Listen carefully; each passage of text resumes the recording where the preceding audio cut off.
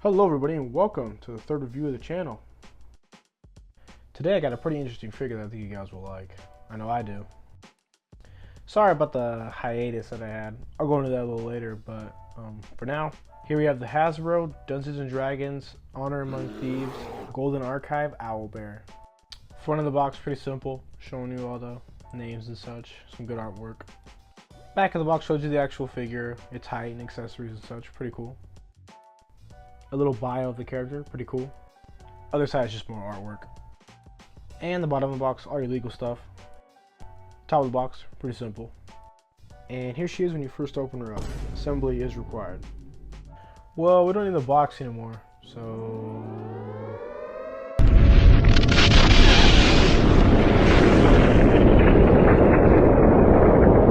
Well, here she is in all her glory. Wait. Before we start, I want to give you guys a little bit of insight on why I was gone for so long. Now you're probably wondering, hey, where did Parthamax go for so long? Well, let's just say duty calls.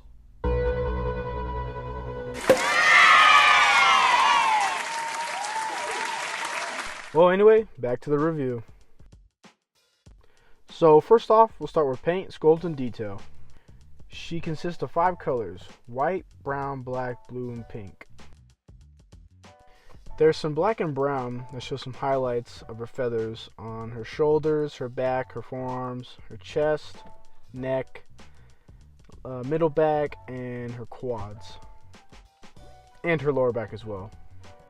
Also just a tad bit on the top of her forehead as well. Oh, and I guess her feathers on her arms that are sticking out. Her beak and talons, or claws, I guess, or both, are a darkish black-gray. Her tongue is pink, obviously. There's not really much detail on her underarms or on the back of her hind legs, but, you know, it's whatever. She even has great paw detail on both her hands, as you can see. Looks really well, like a actual bear or animal. Her hind feet look good, too. They're shorter and stubbier, but they look great. And the blue in her eyes looks really good, and the pink in her tongue as well. As you can see, she has just black pupils, but I think they did a really good job here. It actually pops, especially with the white body. Although most of her body is covered in feathers, there are subtle parts that have fur, such as the feet and the lower shins, and the back view, as you can see too. It looks really good. I like how it corresponds with each other. That same detail is present in the alternate paws as well. As you can see, it has a fur near the toes and feathers towards the main part of the paw, I guess. And the bottom feet detail is good on this too. No!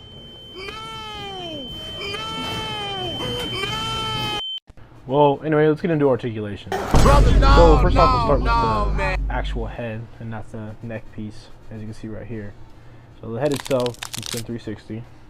That's pretty good. The headpiece can move side to side, so that's pretty good. You only get a couple degrees on each side, but it works pretty well. You don't get too much up and down with just the headpiece, but I'll show you why. You can actually get more if you rip this open and you put the ball joint at the top of the head insert. And now you get a little more up and down, so that's pretty cool. The neck itself can turn 360, but it will slightly push it out.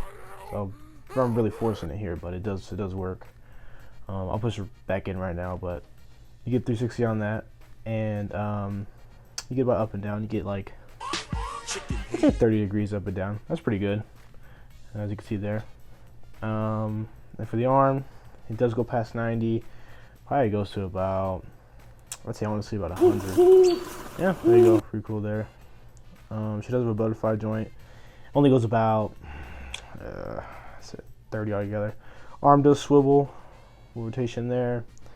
Her elbow, you do get like exactly 90. You can have to force it in, but it does go there. And you can straighten out completely. You go actually a little further, so there's that. And the does swivel all the way around, so that's pretty cool. Just watch out for that feather piece right there. And the hand does go 360. Does hinge back and forth. You only get a couple degrees there. You know, I'd say like 25. That's about it though. And now for the torso, you do get side to side. You get really good range there actually, forward and back. I'll show right here again. So So you get a pretty good range there. I'd say about 35 degrees front and back, and it does turn 360. Just be really careful though, it's like clicking right here, you just can't hear it. But it does indeed work.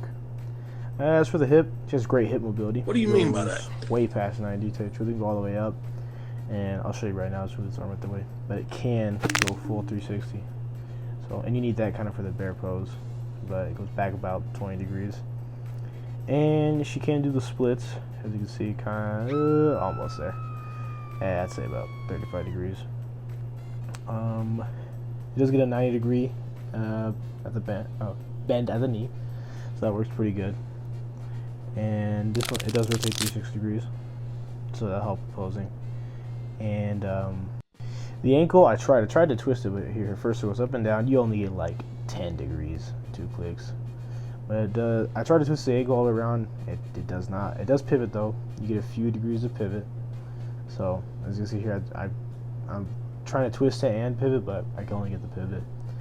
But it does work for what it is, you know, because that first sculpt was kind of in the way. But yeah, that's me trying. That's literally as far as I can get it.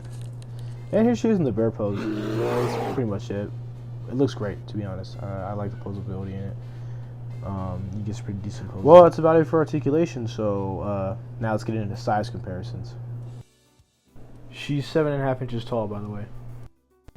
Here she is next to the Toy Biz Build-A-Figure Onslaught and the NECA TMNT Mirage Triceraton Gladiator.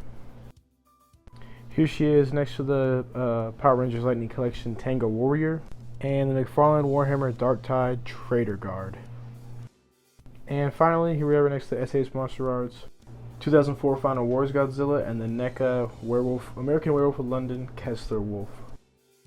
So overall, I think this is an interesting figure. I'm not really like a fan of Dungeons & Dragons and stuff, but I guess the only thing I can say that I wish is that it had double joint arms and legs, but honestly everything else is great. So until next time, I hope you enjoyed the review. Plenty more to come and more consistent this time. Yeah, I'll work on that. But enjoy. Have a good one.